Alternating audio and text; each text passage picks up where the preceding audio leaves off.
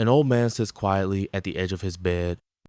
The July sun glistens across the Atlantic, casting golden streaks through the shuttered window of a stone house on Ildio. The wind smells of salt and fading glory. His name is Philippe Pétain, hero of Verdun, traitor of Vichy. He closes his eyes not to the sea before him, but to the ghosts behind him, the thunder of World War I, the cheers of the French people, the courtroom silence. When the sentence was read, how does a nation's savior become its shame? How does a man rise as the protector of a people only to assist in their betrayal?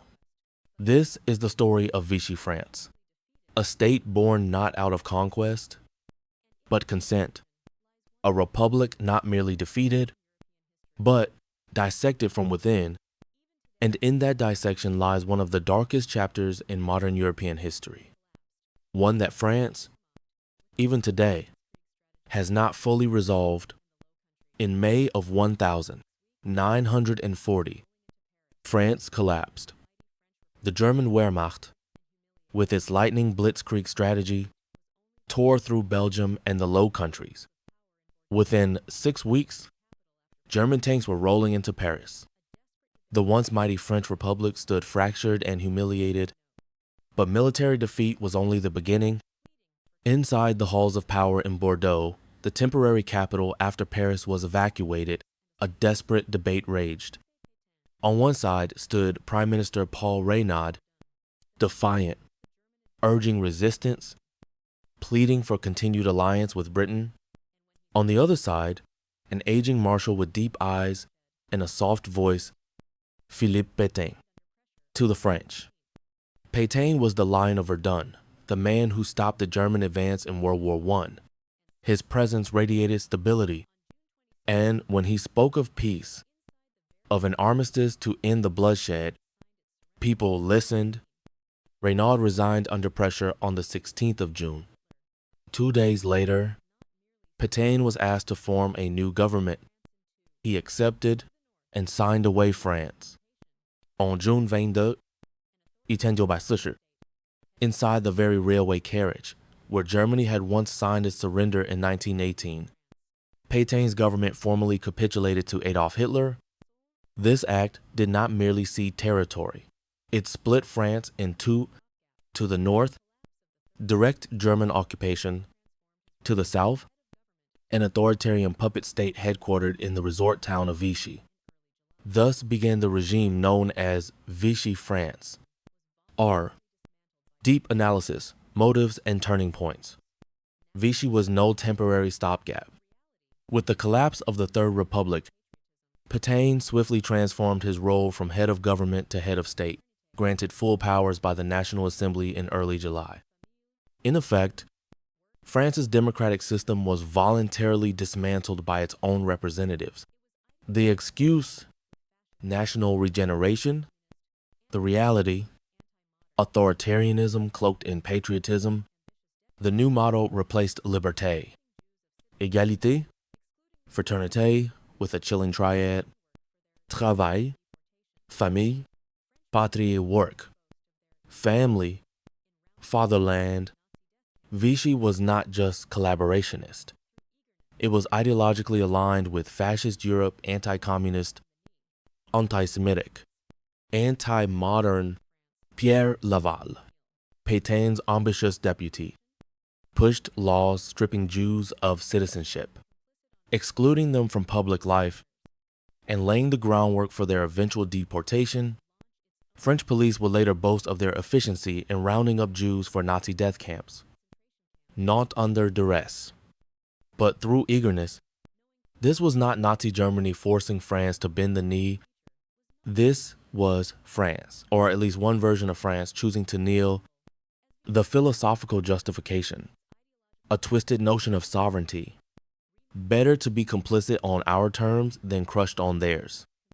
It was this logic that enabled the regime to launch its own anti-Semitic laws without German prompting, that built concentration camps in the unoccupied zone, that deported children, knowing full well their destination, Vichy's defining feature was not just capitulation, it was voluntary participation in evil. As Vichy consolidated power, its ideological project became clearer: remake France in the image of its imagined past Catholic, conservative, and pure. This national revolution, as it was called, cast aside the liberal, secular legacy of the Third Republic. Trade unions were dissolved. Women were discouraged from work and education.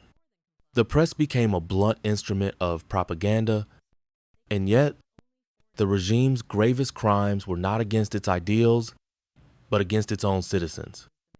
In October 1945, under no German pressure, the Statut des Juifs was enacted, categorizing and excluding Jews from all sectors of public life. This was not Nazi coercion. It was domestic initiative. By the summer of 1942, the illusion of independence shattered. German demands intensified. The Holocaust began in earnest, but still, Vichy complied and more than complied. Laval infamously told German officials they could have not only foreign-born Jews, but French Jewish children as well.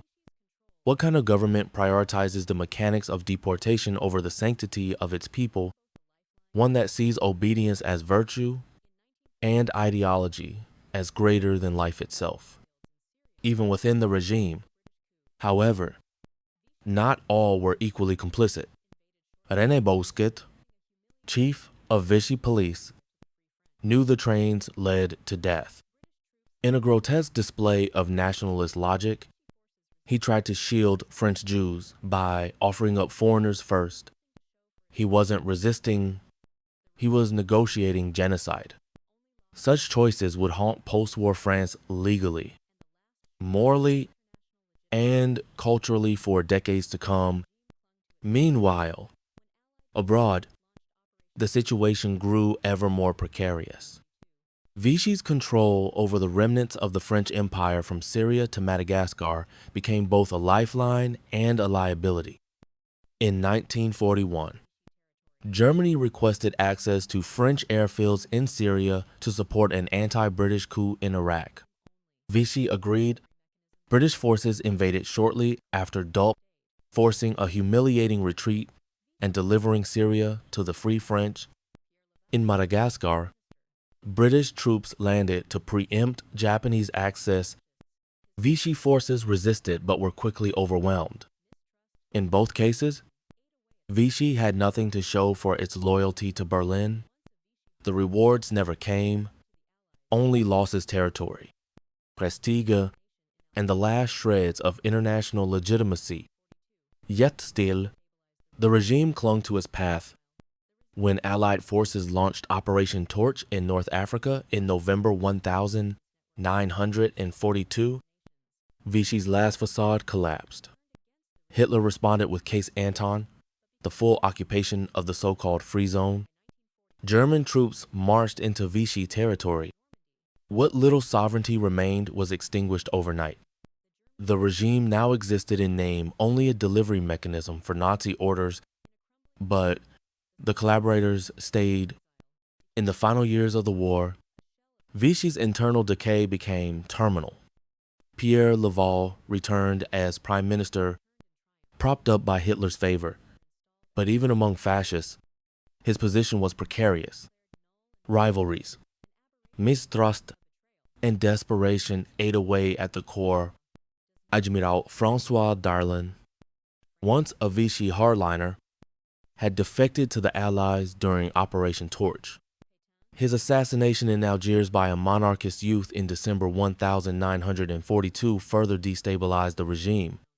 Meanwhile, the resistance fragmented but growing launched sabotage operations, intelligence networks, and targeted assassinations.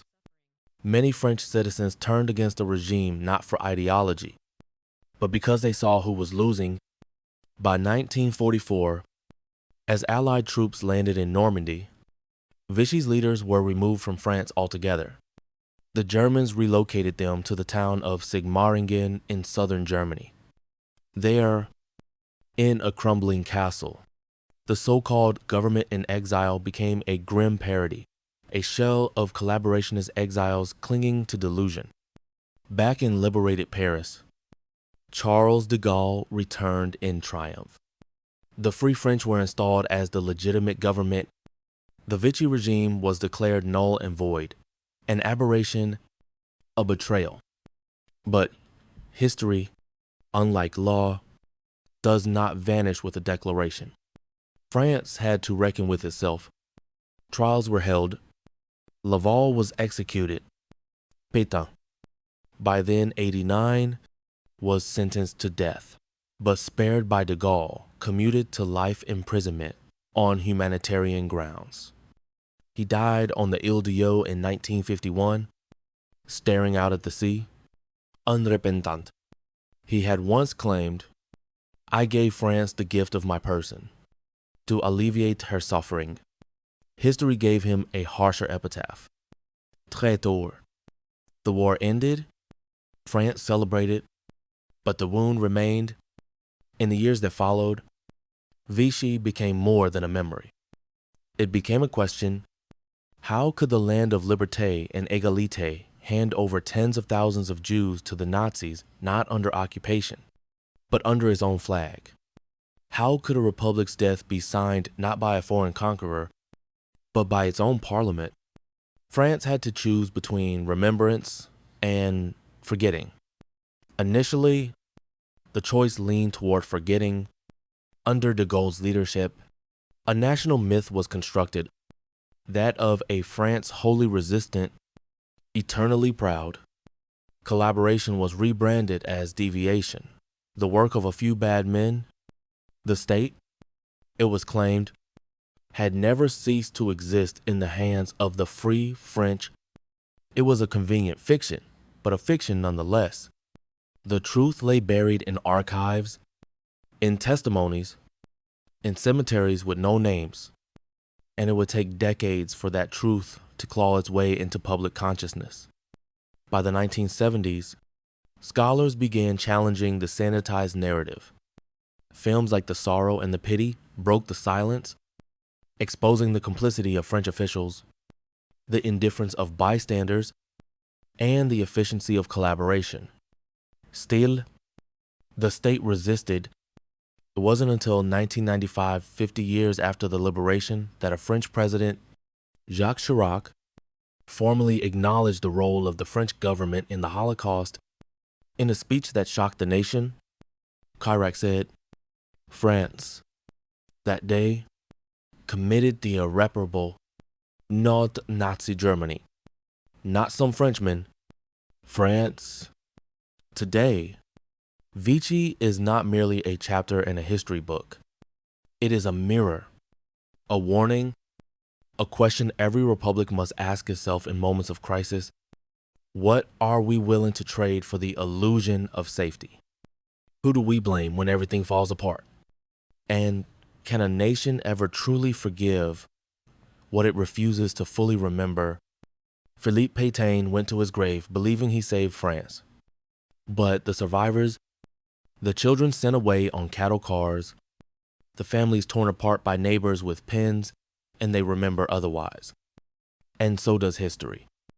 Though tanks and treaties defined France's outer conflict, it was the internal war, neighbor against neighbor, brother against brother, that left the deepest scars.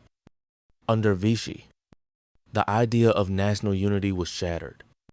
On one side were the collaborators, bureaucrats, policemen, ideologues, and opportunists. Some believed in the regime's rhetoric that France had been weakened by decadence, Jews, Freemasons, communists. Others simply feared German retaliation and chose the path of least resistance.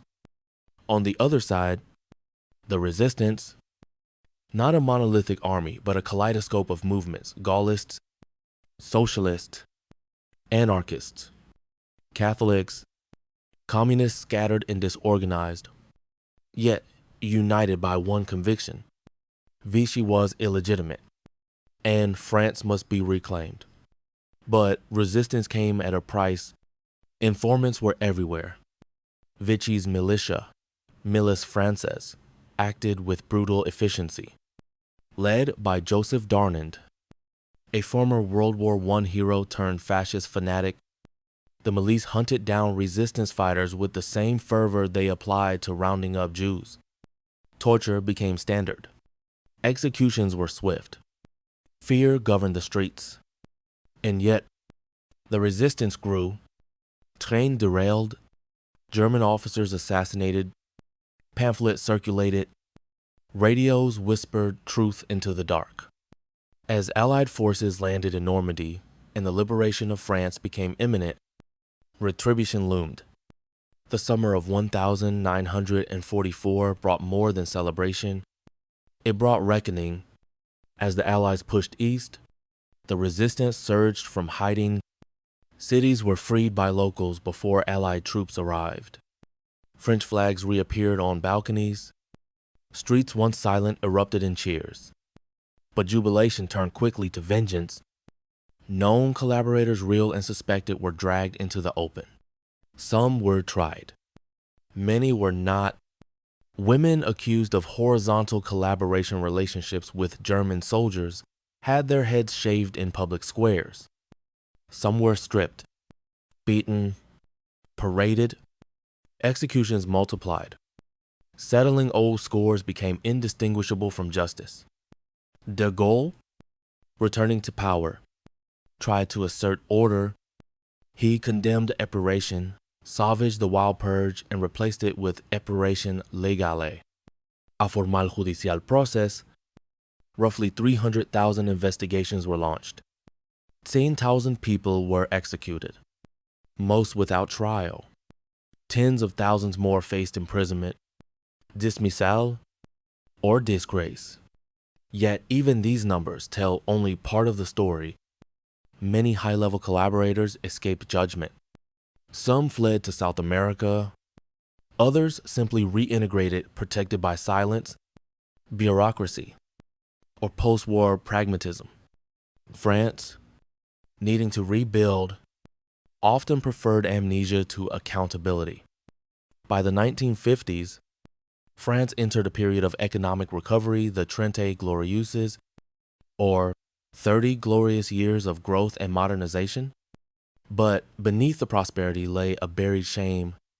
The Vichy years were spoken of in whispers, taught in vague terms, or ignored altogether. The official narrative crafted by de Gaulle and reinforced by the state painted France as a nation of resistors, with Vichy as an aberration imposed by war. Collaboration was minimized, the resistance glorified. But history, like time, has a way of surfacing. By the 1960s and 70s, cracks in the facade widened, testimonies emerged, archives reopened, historians challenged the sanitized version of events, the role of French police in rounding up Jews, the anti-Semitic laws drafted independently by Vichy, the fact that Pétain's authority had been legally granted, all became impossible to deny.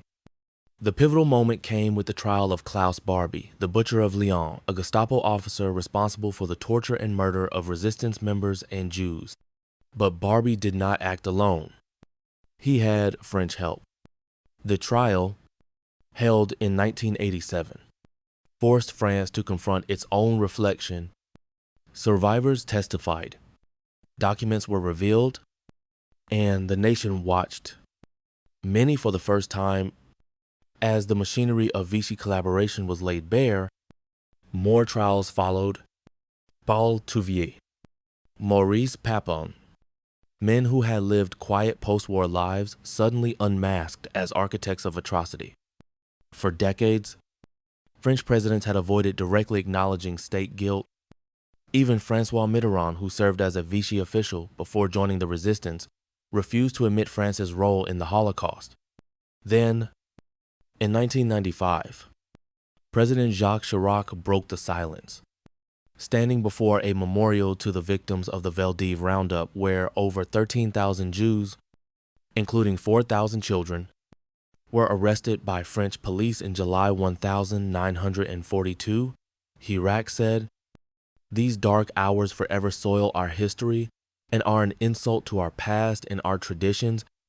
Yes, the criminal folly of the occupiers was seconded by the French state. It was the first time the Republic officially acknowledged its responsibility, not just as an occupied territory, but as an active participant. The words were shocking, cathartic, necessary. Yet even today, the battle over Vichy's legacy continues.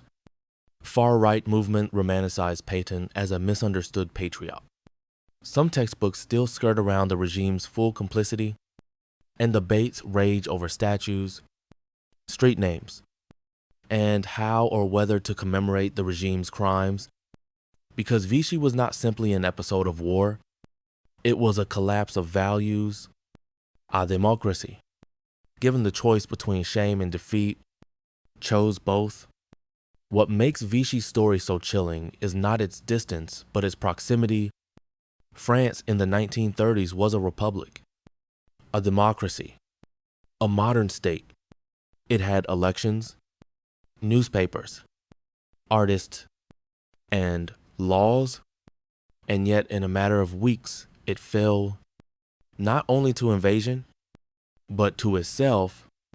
Pétain did not seize power by force. He was invited.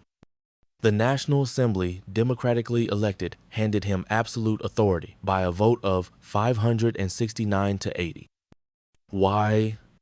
Fear, exhaustion, a desire for order over liberty, peace over justice. Vichy reminds us that fascism doesn't always arrive with jackboots and banners. Sometimes it comes wrapped in the flag, promising protection, tradition, and stability. And it reminds us how quickly societies, even those steeped in democratic tradition, can abandon principle for survival. As the historian Robert Paxton wrote, Vichy is not a story of what the Germans did to the French. It is a story of what the French did to themselves